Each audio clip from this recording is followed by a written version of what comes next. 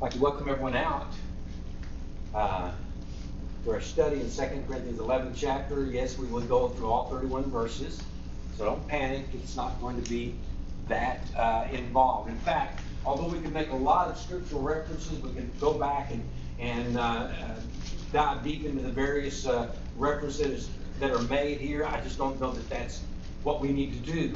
One of the things I feel like I need to do tonight is to keep what Paul is saying and give us some context around what he's saying so that we understand what Paul is trying to do. He's continuing his defense of himself and the gospel, and he continues that from chapter 10, and he will go actually through chapter 12 in talking about some of the very same things. So we pick up in the first verse.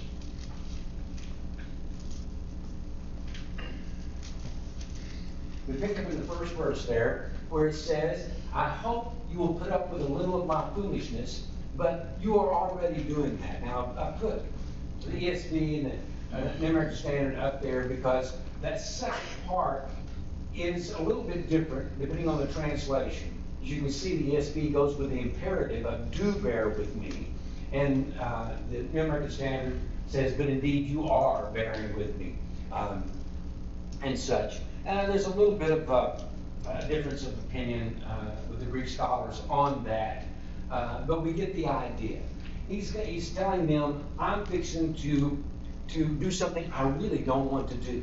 And he will kind of reiterate that as we go through here. You see that this is something that's not what Paul likes to do. He does not want to boast about himself. He does not want to go through his accomplishments like he's going to have to do, but he's doing it because there are false teachers that have infiltrated the Corinthian church, and he's having to deal with them. And they have impugned his reputation. They have impugned him and who he is. We saw a little bit of that in the 10th chapter and such, and we're going to see a little bit more of that in this chapter. And the Apostle Paul points them out plainly to the Corinthians. So he says, bear with me in a little foolishness. And so that's what we're going to do. We're going to bear with him in a little bit of his foolishness. Now, I want to say this also as we get started in this. There's a couple of places where the Apostle Paul uses sarcasm, okay? And, maybe I shouldn't be this way. I don't really like that, okay? And I think he does it because he is trying to make the Corinthians understand. He has to go to extreme lengths to make them understand. We sometimes do that with our sarcasm too. We'll say something very sarcastically to make the person that we're talking to understand. Now look, this is a serious matter, and you guys have got to understand this. And I've got time to get your attention with a little sarcasm. And that, I think, is what he's trying to do as we go through this. So you'll see that in a couple of places where it's very, very plain.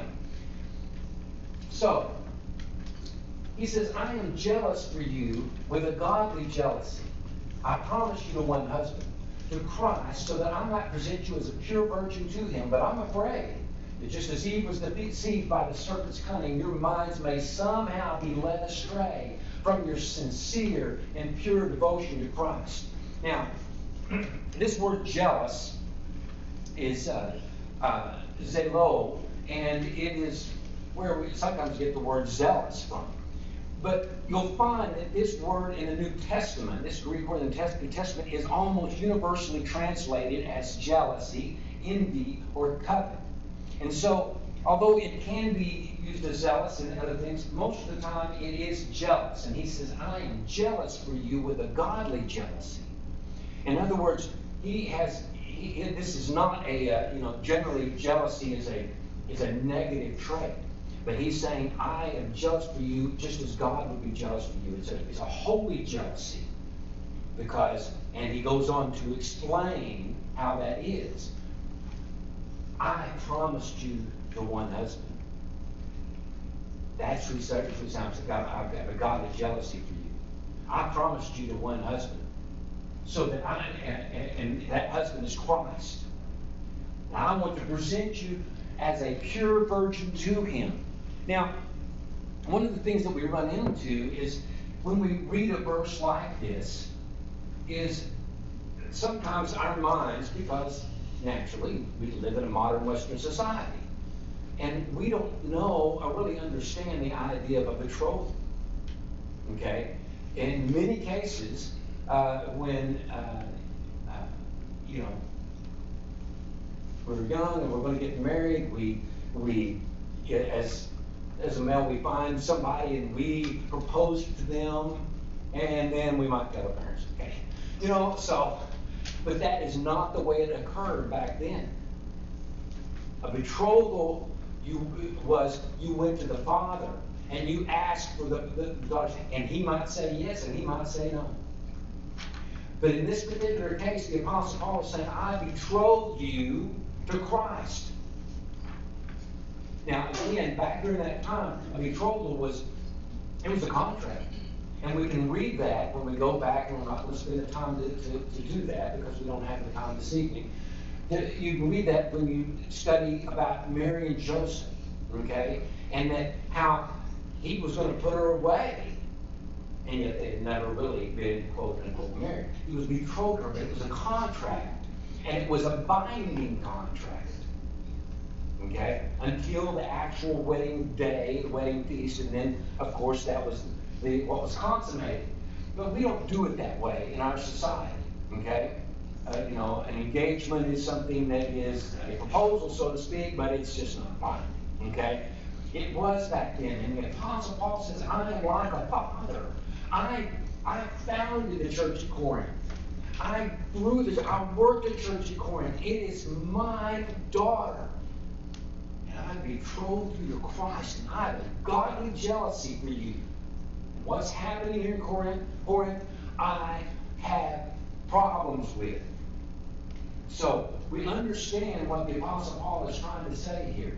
That he has godly jealousy because he, as the founder of the church, he looks over it like a father would his daughter. And he wants to present his daughter as a pure virgin. Pure meaning chaste. Okay? And of course, in our modern society, we go, well, is a virgin chaste? Yes. But back then, that term was really one of an unmarried daughter. Okay? And he says, I want to present you as a pure bride to him. One that is focused, one that is faithful, one that has her eyes set totally on her husband and nowhere else. That's what I want to present to you. And then he goes on to say, but I'm afraid, hence the godly jealousy, I'm afraid that just as Eve was deceived by the serpent's cunning, your minds may somehow be led astray from your sincere and pure devotion to Christ. So, Paul uses the ultimate example of deception. And why not? Because all other deceptions ever since then is just a repetition of that very first one. He uses the ultimate example of deception. He says, I'm afraid that as Eve was deceived by the serpent's cunning, your minds may somehow be led astray. Now, bear in mind that he's leading up to what he's going to be talking about with these false teachers in Corinth. And he's saying they are deceiving you.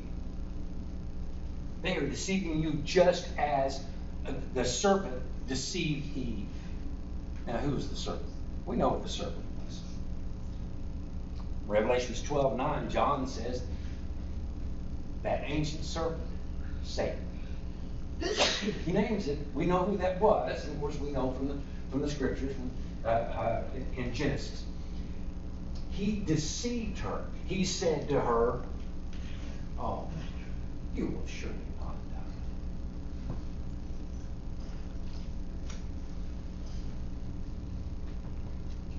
That's what Satan does, is he deceives.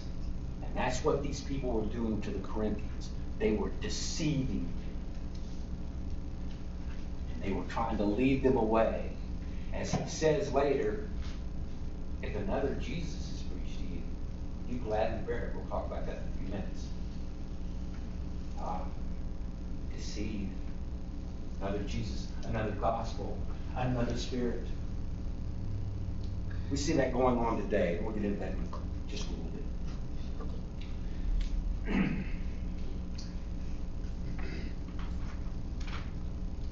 He says, for if someone comes and proclaims another Jesus than the one we proclaimed, or if you receive a different spirit from the one you received, or if you accept a different gospel from the one you accepted, you put up with it readily enough.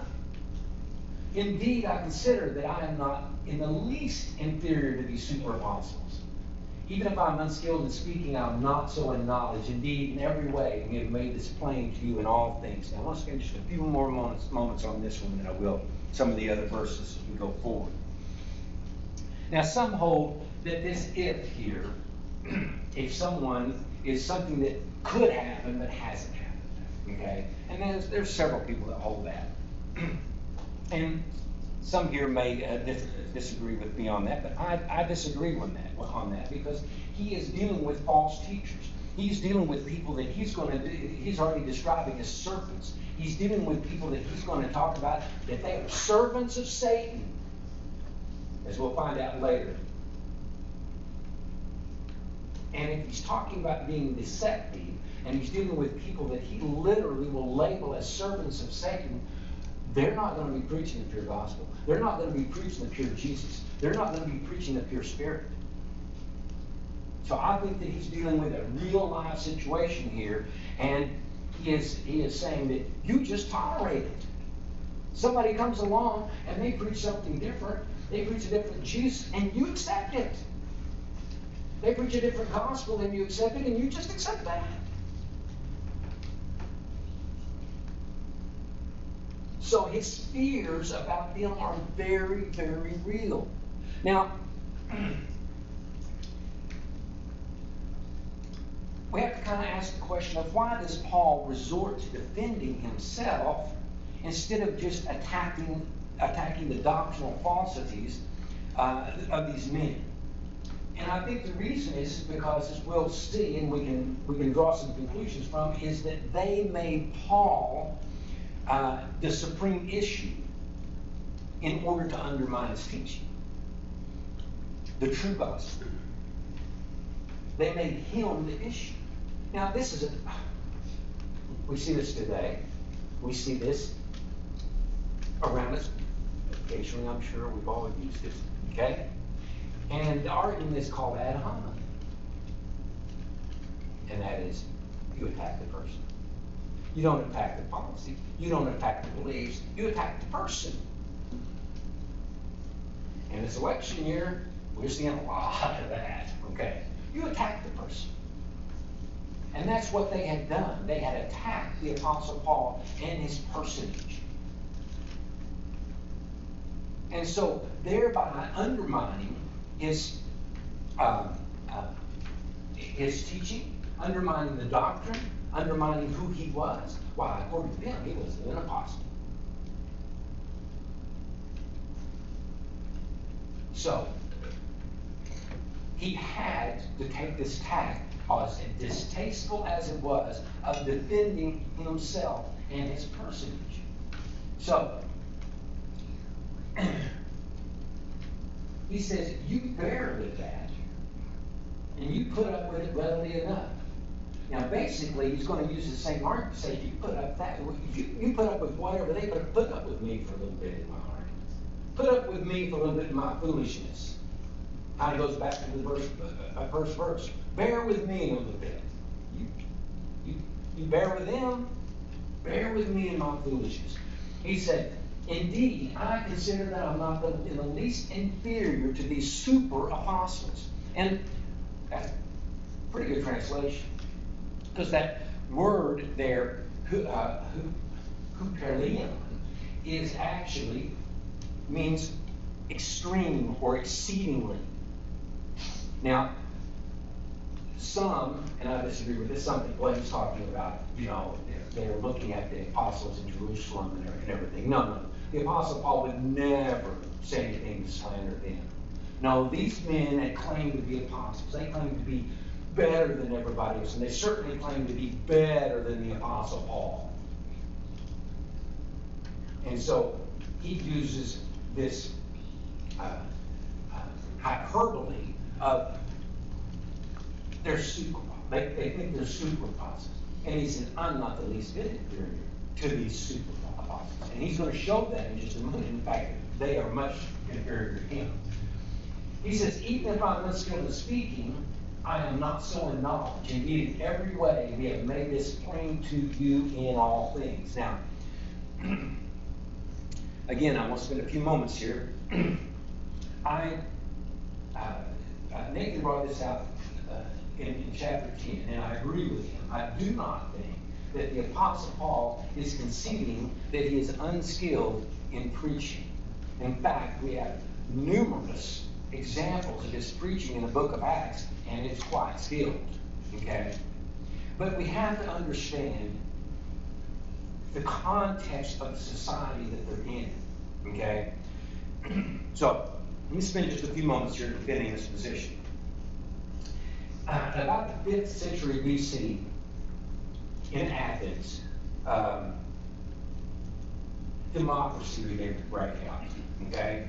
And as a result of that, these teachers called sophists developed what they called rhetoric. Now, we use the term rhetoric in a negative way, but in their terms, in their terminology back then, rhetoric simply meant the art of persuasion. Okay? And they taught people how to use words and gestures and inflections and arguments and logic to persuade people. They literally had schools of rhetoric. In fact, side note here, Augustine, prior to him being converted, actually taught a school of rhetoric. Now, he wasn't really considered by the other archbishops at the time. They really didn't care for him because he didn't know Greek. But when he spoke in his church in North Africa, they say it was packed out. Well, I wonder why. Maybe because he was a rhetoric. We have people like that today. We have these mega churches where these guys get up and they use flowery speech and they wave their arms and they convince people that God has spoken to them. Not so. In fact, sophists prided themselves on their ability to win any debate on any subject, even if they had no prior knowledge of the topic, through the use of confusing analogies, flowery metaphors, and clever wordplay. So, rhetoric was a big deal in Achaia. Okay? It was a big deal in ancient Greece. And it's highly likely that these guys had been schooled in rhetoric and used that kind of thing, and then they said, well, the Apostle Paul, he says, he's not able to talk like we are. He's never been to these schools like we have. So I really don't think that the Apostle Paul is conceding to them that he's simply unskilled. He's not skilled in the art of debate like they are, in the art of rhetoric. But he says, even if that's the case, I'm not so in knowledge. And he says, I've proven that to you over and over again. In fact, we've got full letters proving that to him. So,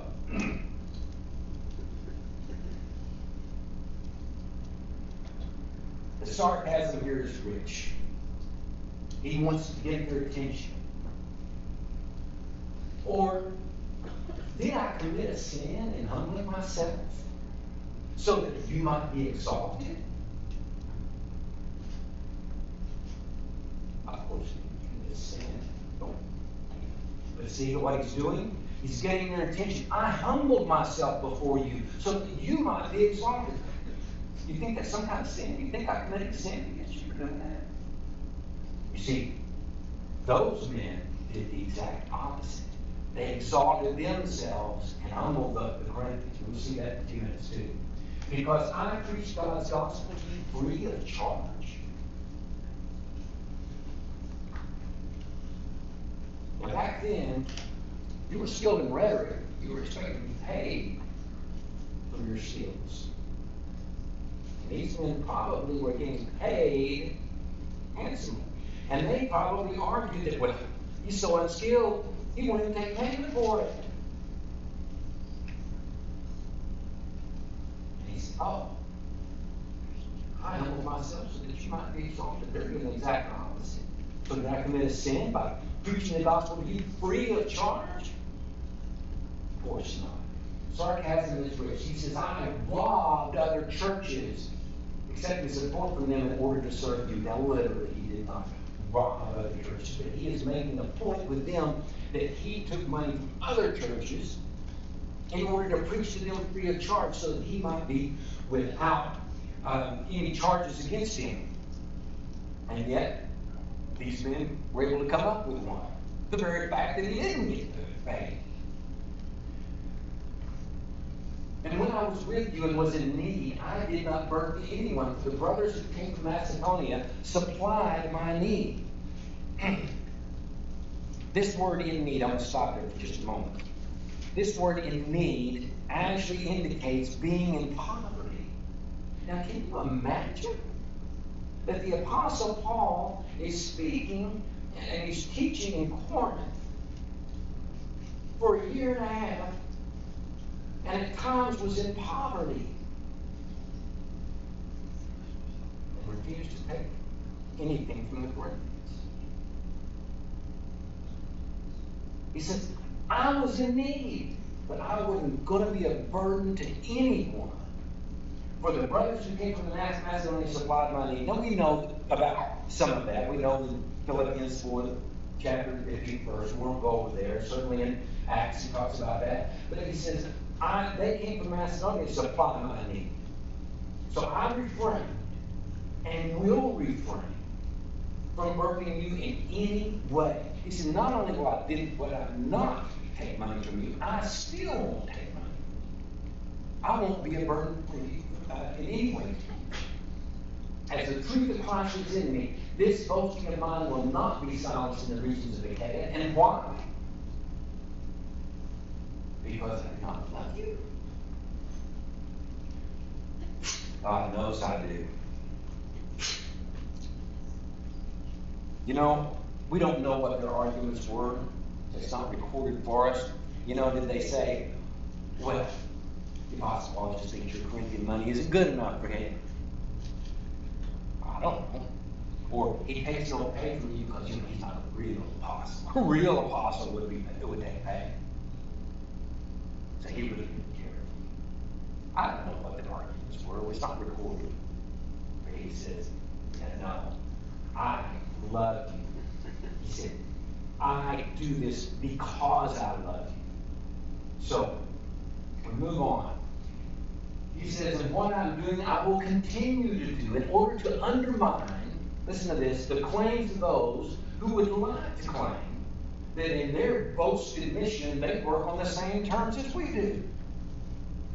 Now, their argument was that, look, we're just like the Apostle Paul, okay? Except that we're better. We preach the same gospel. No, they don't. We preach the same Jesus. No, they don't. And he says, I'm doing this, and I will continue to do this because I'm going to undermine their position. They have got to be dealt with. These men are sowing discord. They are trying to turn them away from their betrothed husband. He says, for such men, this is where it gets strong, the language gets strong. For such men are false apostles. Now, apostles, we have to understand, it simply can be the office of apostleship. It can also simply mean those that were sent. But they claim to be apostles. But they weren't sent by Christ. They weren't sent by anybody except their father Satan. He's making that point plain. They're deceitful workmen, disguising themselves as apostles of Christ. And no wonder, for even Satan disguises himself as an angel of light. So it is no surprise that his servants also disguise themselves as servants of righteousness. Their end will correspond to their deeds. We don't even need an explanation on that last statement. You know, he lays out plainly who these men serve. And it said, one of Satan's greatest tools is to pretend to be holy while leading men astray. And we see that all around us. You know, change the message. They change the gospel. They change the spirit. They change Jesus. You know, I don't know if you noticed it. I'm digressing just a little bit here. Watch TV, watch football. Jesus gets us. He gets us.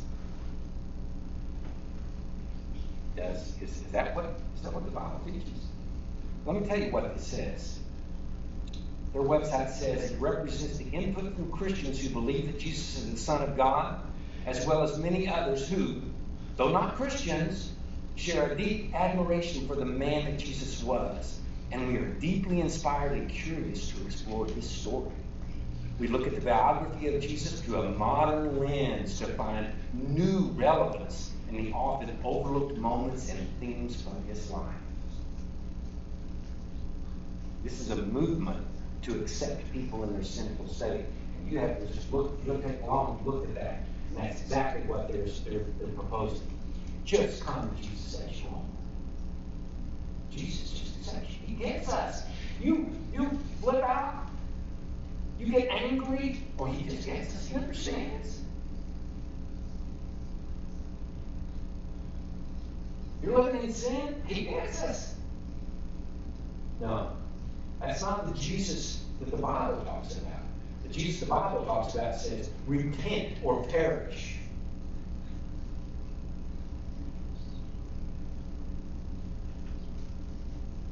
The Jesus the Bible talks about told the rich young ruler, sell all you have.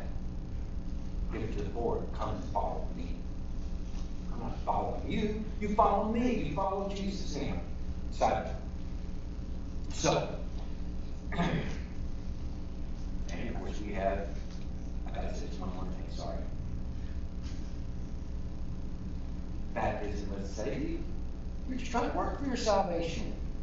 Sorry, 1 Peter 3:21 tells us otherwise. So, anyway, he says, I repeat, let no one think me foolish, but even if you do, accept me as a fool, so that I too may boast a little. Again, sarcasm.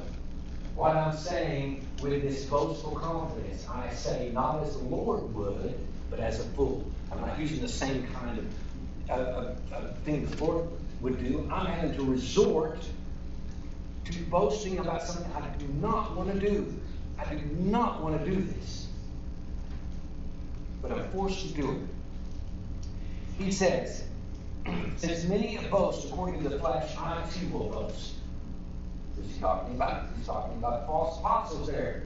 For you gladly bear with fools, being wise yourself. Again, the sarcasm, he wants to get their attention. You bear with fools. You gladly bear with fools. Being so wise yourself. No, they were actually being foolish. For you bear it if someone makes a slave of you, or devours you, or takes advantage of you, or puts on airs, or strikes you in the face. To my shame, I must say, you're too weak for that. But whatever anyone else dares to boast of, I'm speaking as a fool, I also dare to boast of that. Now listen to this. He says, and this is very interesting here. He says, if someone makes slaves of you, or devours you, or takes advantage of you, listen to that. Slaves, harsh authority over them. Devours, taking money and living at their expense. Puts on airs, and in essence exalts themselves above others. This is what these men were doing. And this last one really bothers me. Because it says, or strikes you in the face. Now some commentators will say, well, that's probably not literal. Well, the other ones are literal.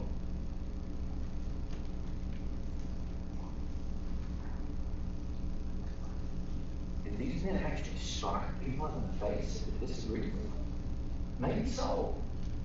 But it's so disturbing. He says, you tolerate it. again, sorry, and to my shame, I'm going to say we're too weak for that.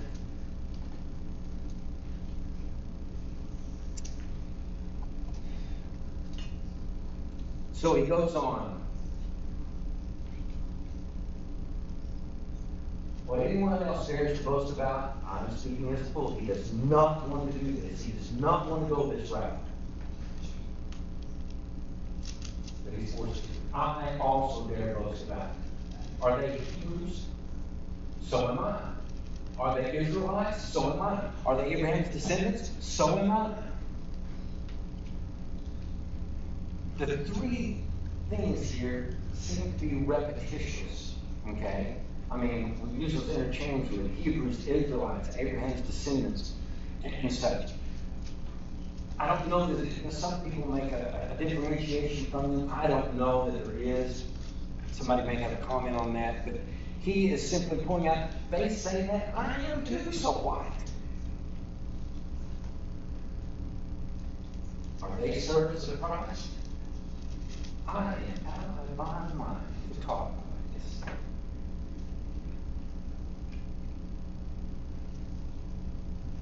That's the reason I like this chapter today myself. I am more. Now this word, I am more, is huper, means above, beyond, greater.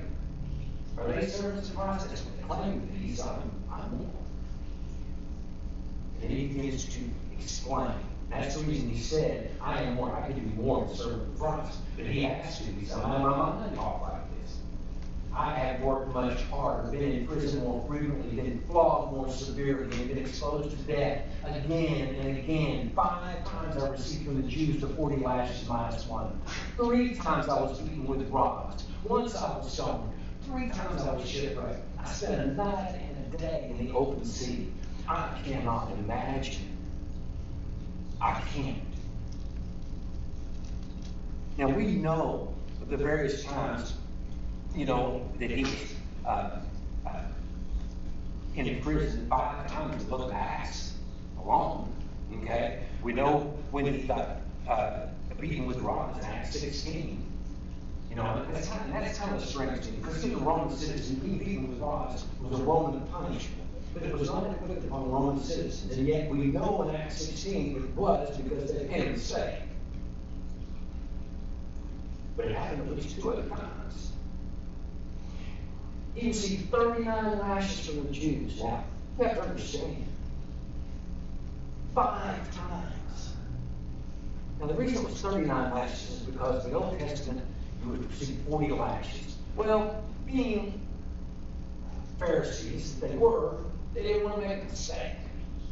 Okay? They didn't want to miscount and get a guy 41 and then, we're going to get a mistake. So they put 39. He said miscount. 13 across the chest, 13 across the left shoulder, and 13 across the right shoulder. 5 times he received that. When he said he bore the scars of Christ in his body, that's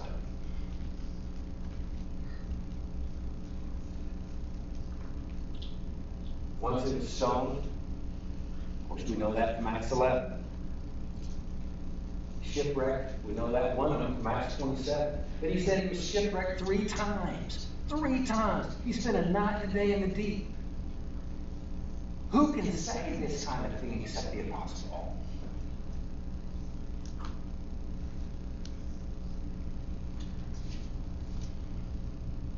On frequent journeys, in dangers of rivers, in dangers of robbers, danger from my own people, danger from Gentiles, danger in the city, danger in the wilderness, danger at sea, danger from false brothers, in toil and hardship, through many a sleepless night, in hunger and thirst, often without food, and in cold and exposure.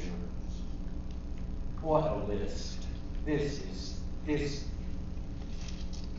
just exhausting to even look at. I cannot imagine how to. And then to top it all off, as if this wasn't enough. What could be worse For the Apostle Paul, this was worse. Besides everything else, I face daily the pressure of my concern for all the churches. That was the hardest thing for him to bear. He says, who is weak, and I do not feel weak? Who is led into sin, and I do not inwardly burn? I like this translation. I looked at the NIV translation because that's a good translation. The word led into sin is scandalion, which is a death trap. Okay? That's what that is. It's often translated as falling into sin, committing sin, and being led into sin. And he says, and I do not inwardly puro. We'll get our word pyro. Do not inwardly burn. That's what his emotion was. So we see why the Apostle Paul this was it. He says, if I must boast, I will boast of the things that show my weakness. The God and Father of the Lord Jesus, who is to be praised forever, knows that I am not lying. You know, this is one of the great paradoxes of the Christian faith. And the Apostle Paul is one of the great examples of that. And that is that the greater the weakness, the more room for God's power. Now, there's Old Testament stories, we won't go into them, but you remember Gideon. This great army was going after the Midianites and Amalekites. And God said, too many men. Too many men. Gets down to 300. And they get down to the valley. And the Midianites and the Amalekites, according to Judges 7:12, and the eastern people settled in the valley were thick as locusts. Their camels could no more be counted than the sand of the seashore. That's how many there were. And Gideon's got 300. What a weak little army. And yet God's power gave more room for God's power. That's the paradox of the Christian life. Anyway, last verse, and we know this from Acts 9th chapter. Damascus, the governor under King Aretas, had the city of the Damascene guarded in order to rescue the guys. Lowered in the basket from a window on the wall and slipped through their hands. It's just, he could probably continue to go on, but he's made his prayer. These false apostles, he had done and gone through all this and continued to preach the gospel because he was an apostle of Christ. Okay. Y'all thought we were going to get through that, didn't you? Suzanne didn't even have to break out her snacks that she was going to bring. Okay, open up for any comments or questions. Really, first section remarks, but when you read regarding the Apostle Paul and the hardship that he went through, the beatings he went through, the shipwrecks and all of that, to preach the gospel, it should make us appreciate more and more the Word of God and what these men had to go through to have the Word of God that we have today. I mean, it's just humbling on my side just to look at all of that. Starting with Christ on through, all those early apostles and everything that they had to do. It's just humbling to realize that what hardship they had to go through, that we can have an honor we're in today. Appreciate that, Wayne, and I think humbling is the correct word. Excellent. Thank you. Very good job, Gary. Thank you for your thoughts. On the verse, was it, talks about verse 20, where he says, anyone hits you in the face. That passage in the scripture that's talked about many times, it's not so much the way we would think about it today in our society, being assaulted, but that was a very common way to show disrespect and humiliate someone, in the Sanhedrin court, or, among the Jews, or even among society, to slap someone publicly. Not for the physical harm so much, but just to show the humiliation of that. And, in Luke 6:29, where Jesus talks about someone slaps you on the cheek, turn the other head also. Well, what many times people misinterpret that as the thinking if someone's assaulting you, you can't defend yourself, can't do anything, you're supposed to stand there and let somebody, kill you on the spot. There's nothing wrong with fleeing, trying to escape, something like that. That's a situation of somebody disrespecting you, and he's saying, you allow them to disrespect you, allow them to continue to disrespect you. You don't resist that, but you don't submit. When someone disrespects you, you do not submit to what they're trying to get you to do. And I think that's what he's talking about, these evil false teachers here. They're trying to get these people to submit, and they were submitting. That's what Paul's talking about. You're submitting. You're just handling this beautifully. You're just laying right down and doing everything they say do and accepting it. And we see that in verse 29, because he said, who is weak without my being weak? Who is led into sin without my intention? He's saying, you're led into sin by these people. That was the problem. So I just want to bring that out about, being struck in the face, because sometimes that kind of is a little confusing. It sounds like Jesus turned the other cheek, and Paul here is saying, don't turn the other cheek. You're letting them slap you in the face, and that wasn't the issue. It was, they were allowing them to not just disrespect them, but because they had disrespect them, they were submitting to them, and they were following after the false teaching and sin. And that's not what Jesus was saying. He said, turn the other cheek. He was like, you endure the disrespect, but you do not submit. So, Excellent. Appreciate that. Whenever you read that list of the situations that Paul had to deal with, the shipwreck, the rods, the beatings, you can't help but your heart just goes out to him. And he did, the only reason I believe he gave that, or the primary reason, because they were challenging his apostleship. And he was just saying, listen, I've done every bit of this, along with the other things you mentioned in the chapter. It's just a heartbreaking situation that he had to go through that, but he did, and he utilized that in a way to prove that he was a man of God, and it was wonderful. And the fact that he went down the wall in the basket, he wanted to continue his work as an apostle and not just free to give himself over to the people to do whatever they wanted to with him. Yes. And I sincerely appreciate it. You did an excellent A+ job all the way. Thank you very much. Very good. I appreciate your rhetoric as well. It's some of the stuff that I've read, rhetoric in schools back in colonial times, like when William and Mary was established and stuff like that, and Princeton and others.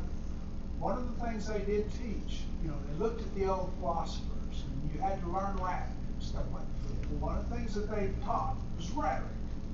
And it's interesting about how they taught this is that if you had a certain point that you wanted to make, they taught how to pose in a certain way to make that point. If it was different, then you posed different.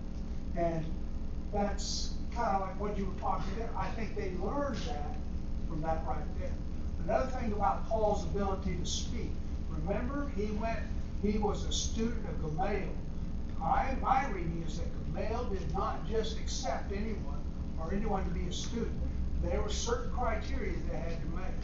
So obviously Paul met that criteria to be a student.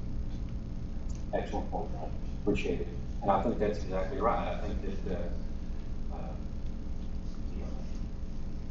he had to have obviously the preaching that he did, and the preaching that we have in Acts is incredible. So, but it just didn't fit in the right way. Thank you. Bye.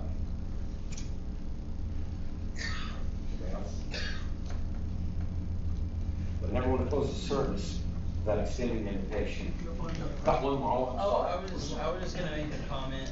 I think when we read the beginning of this chapter, when it comes to Paul's teachers, it's good to go inside Paul's teaching to Timothy in 2 Timothy chapter 2 verses 14 through 26. Paul's teaching Timothy on how to react in some of those situations that they would have been dealing with Paul's teachers, and going along with what David said in verse 24.